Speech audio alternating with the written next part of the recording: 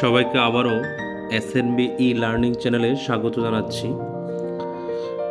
আজকে তোমাদের জন্য আরেকটা নিউ সাজেশন নিয়ে এসেছি, সেটা হচ্ছে হিস্ট্রি সাবজেক্টের উপরে সেমিস্টার 3 এবং মেজর পেপার। এটার জন্য কয়েকটা রিকোয়েস্ট এসেছিল যে মেজর পেপার হিস্ট্রির উপরে সেমিস্টার 3-র জন্য একটা সাজেশন তৈরি করে দেওয়ার জন্য। তো সেই সুবাদেই আজকে হিস্ট্রি সাবজেক্টের মেজর পেপার সেমিস্টার 3 যে পেপার 1টা মানে 301 যেটাকে বলবো, মানে সেমিস্টার 3 1 নম্বর পেপার, সেই পেপার থেকে 3টে ইউনিট পড়তে হবে। তোমরা আগে থেকেই জানো 3টে ইউনিট থেকে ইউনিট ওয়াইজ কোশ্চেন আসবে না, মিক্সড করে কোশ্চেন দিয়ে দেওয়া হবে। সেখান থেকে তোমার বাছাইকৃত যে কোনো 4টে কোশ্চেন আনসার করলেই হবে। সেটা ইউনিট 1 থেকে 2টো প্রশ্ন আসলে 2টোও তুমি আনসার করতে পারবে, এভাবে 2 থেকে 2টো আসলে 2টোই আনসার করতে হবে, 3 থেকে আনসার না করলেও হবে, কেননা এখানে ইউনিটের কোনো ব্যাপার থাকবে না। আর এই সমস্ত কোয়েশ্চেনের যদি আনসার তোমার কাছে রেডি থাকে তাহলে তো ভালো, তুমি সেভাবে প্রিপারেশন নিয়ে নেবে। আর যদি কোয়েশ্চেনগুলি আনসার যদি তোমার কাছে না থাকে তাহলে এখানে যে নাম্বারটা দেখতে পাচ্ছ সেখানে কল বা হোয়াটসঅ্যাপ করতে পারো, নয়তো বা স্ক্রিনে দেওয়া যে নাম্বারটা সেম নাম্বারটা আছে সেটাতে কল বা হোয়াটসঅ্যাপ করতে পারো। করলে পরে তুমি হিস্ট্রির 2টো পেপার 1,500 টাকার মধ্যে আমার কাছ থেকে পেয়ে যাবে। 2টো পেপার ঘরে বসে ত্রিপুরা যে কোনো জায়গা থেকেই তুমি নিতে পারবে।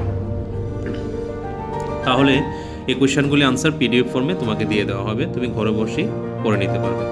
তাহলে চলো ইউনিট 1 থেকে তোমরা দেখতেই পারছো, ইউনিট 1 থেকে 3টে প্রশ্ন রেখেছি আমরা সেমিস্টার 3 মেজর পেপারের জন্য হিস্ট্রি।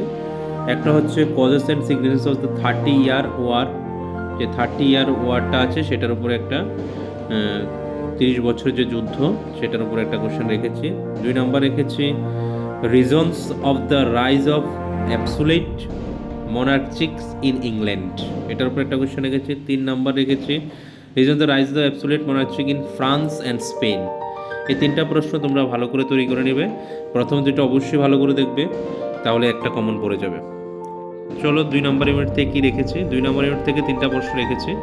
সেখানে প্রথম রেখেছি what is renaissance, discuss the nature of renaissance, discuss the causes and limitations, discuss it's spreads, এটা কীভাবে প্রসারিত হয়েছে। তাহলে রেনেসান্স থেকে একটা প্রশ্ন পড়ে নেবে, analyse the origin and significance of reformation. 3 নম্বর হচ্ছে explain the beginning of colonialism of geographical exploration with special reference to Spain. এই 3টা প্রশ্ন থেকে প্রথম দুটো অবশ্যই ভালো করে তৈরি করতে পারো, এক্সট্রা হিসেবে 3 নম্বরটা দেখতে পারো। লাস্ট ইউনিট থেকেও 3টা প্রশ্ন রেখেছি। প্রথম রেখেছি causes, nature, impact of price revaluation, অবশ্যই ভালো করে পড়বে, এটা আসার চান্সেসটা 100% আছে। 2 নম্বরে আছে 18th century regards at the age of enlightenment, discuss its features and impact of society, mention the some leading enlightenment despots what were its defects। তারপরে গেছে discuss the features of American war of independence. এই প্রশ্নগুলি আশা করি যদি ভালো করে এটা দেখতেই বললাম, আর 2টো থেকে যে কোনো একটা দেখতে পারো। এগুলি যদি ভালো করে দেখো, এখানে টোটাল 9টা প্রশ্ন দিয়েছি। আশা করি 9টা প্রশ্ন থেকে 8টা প্রশ্নই আশা করি ধরে নিচ্ছি কমন পড়ে যাবে। তার থেকেও যদি কিছু বলার থাকে তাহলে 4টাতে তুমি অ্যাটলিস্ট লিখতে পারবে, যাই আসো। তাহলে এইভাবে তোমরা আনসারগুলি তৈরি করে নাও। আর আনসার না থাকলে তো বলে দিলাম যে নাম্বারটাতে আছে ওইটাতে হোয়াটসঅ্যাপ বা কল করে 1,500 টাকার বিনিময়ে তুমি এই আনসারগুলি নিতে পারো। ভিডিওটা শেষ পর্যন্ত দেখার জন্য অসংখ্য ধন্যবাদ।